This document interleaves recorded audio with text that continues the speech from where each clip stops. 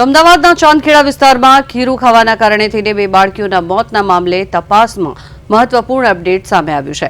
FSL report પોલીસને સોંપવામાં આવ્યો, પરંતુ તેમાં મોતનું કોઈ જ સ્પષ્ટ કારણ સામે આવ્યું નથી। હવે પોસ્ટમોર્ટમ રિપોર્ટ બાદ જ સમગ્ર ઘટનાનો સાચો ખુલાસો થશે અને તપાસની દિશા નક્કી કરવામાં આવશે। તો હાલ સુધી મોતનું કારણ અકબંધ છે અને ફૂડ પોઈઝનિંગ સહિતની તમામ સંભાવનાઓને ધ્યાનમાં રાખી તપાસ ચાલી રહી છે। ત્યારે પોલીસ દ્વારા દરેક એંગલથી ગંભીરતાપૂર્વક તપાસ હાથ ધરવામાં આવી રહી છે। વધુ માહિતી મેળવીએ સંવાદદાતા સ્મિત પંડ્યા આપણી સાથે જોડાયા છે। સ્મિત, શું માહિતી પ્રાપ્ત થઈ છે? કારણ કે છેલ્લા ઘણા દિવસોથી આ ચર્ચાએ જોર પકડ્યું છે। હવે એ તો નક્કી છે કે ખીરાના કારણે થઈને મોત નથી થયું, શું છે નવી અપડેટ? જી સ્મિત।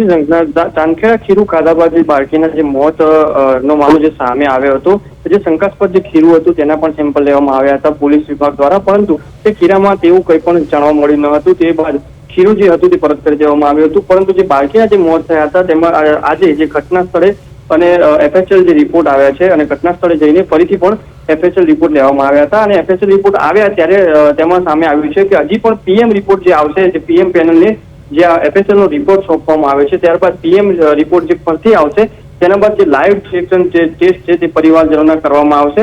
જે પીએમ રિપોર્ટ આવ્યા બાદ જ હજુ ખુલાસો કરવામાં આવશે કે આ કોઝ ઓફ ડેથ છે તે અંગે પણ સ્પષ્ટતા જે છે તે મળશે। મૃત્યુ પાછળનું કારણ તપાસ બાદ જ સામે આવી શકે છે તેવું પણ એસીપી જે છે તેમને જણાવ્યું છે। જે વાત કરીએ તો જે પીએમ પેનલને જે પીએમ પેનલ જે છે તેને જે એફએસએલ રિપોર્ટ મોકલવામાં આવ્યો છે, એફએસએલ રિપોર્ટની પણ હજી તપાસણી થશે। પીએમ રિપોર્ટ દ્વારા પણ જે પીએમ રિપોર્ટ જે બીજો આવશે તેમાં બંનેને કમ્બાઈન કરીને ત્યારબાદ જે છે પોલીસને એક ચોક્કસ દિશા મળશે।